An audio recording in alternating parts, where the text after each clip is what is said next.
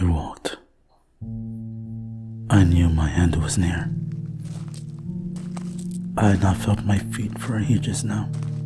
Overseer knows for how long. They used to ache, but that stopped quickly. As soon as they began to turn to stone, that is. I am an old man. Lived to see many a war. Fought in a few even. I don't know if to count myself lucky to live in this cold, hard world with little to no hope of tomorrow. Grim thoughts for a dying man. They say your last thoughts should be of home. Too bad I don't have any. Not after the 5th Overseer's army turned it down. Damn them and their disputes to hell. I look around, seeing nothing but death around me. A battlefield full of men and women, frozen in their last moments of horror. Old friends and new foes alike. Beheaded bodies with their hearts pierced by arrows, still standing. Those few did not die right away, lying face down, with sand flowing from their veins to litter the ground. Fear still lingers on their faces, as it does on mine. I am terrified. Terrified of this war. Terrified of my own upcoming fate. Oh, the foolishness of man to heed the king's word blindly and charge into battle. Why has it come to this, I ask, with rulers breaking over their own concerns, throwing the common people at each other, only to prolong what comes to the rest of us, this unforgiving fate of all, both man and God. God. What a strange word to use of men who are but near immortal. I trampled through the barren land full of dust and stone. The skies are dark as ever. I feel the pain of the poisoned arrow in my shoulder sting once again. Might as well break it off. I think as I snap the shaft in half, the shock bringing me to my knees. I crank myself up and keep going. I cannot stay here. This is not the place. Before me is a forest. Petrified. Much like most of me right now. I feel my ear. It chips off into my hand, and I toss it away. I tread onwards, only to see the same faces all over again. An expression of horror forever etched into those stony eyes and that gravely face. A sad display of foolishness from our overseers, ones who we once held as gods. Our knighthood means nothing.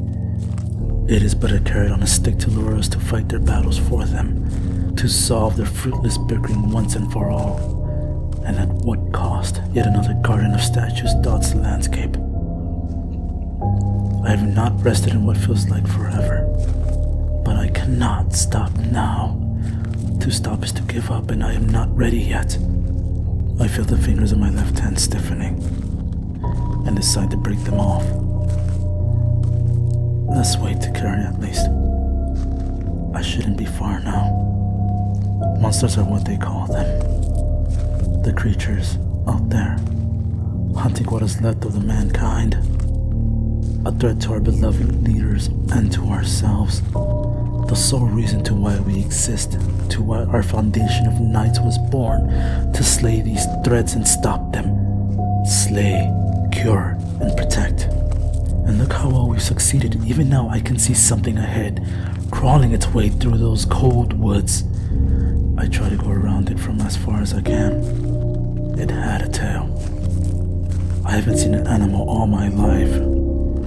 Heard stories and saw a few statues, but the thought of something other than man existing was baffling. To think that we are not alone in this unforgiving world was a scary thought. Mostly because we are weak. The only reason we exist anymore in the mana, the stuff of legends, golden nectar oozing from deep down under.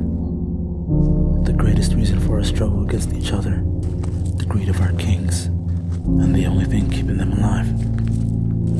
The smoke of the mines that created the glare to cover the skies has been that way for centuries.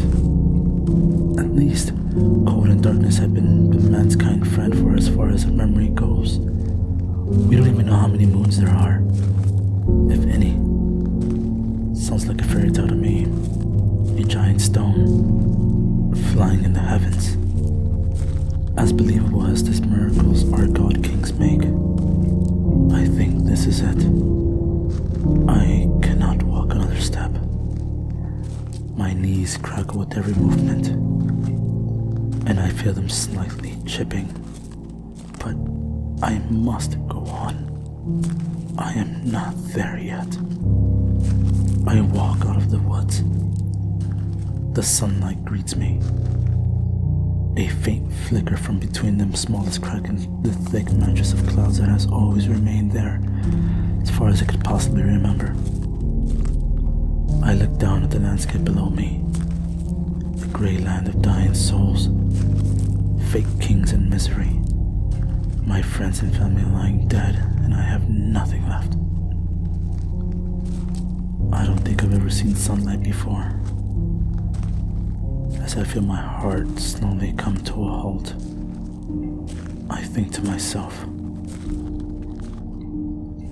this is good.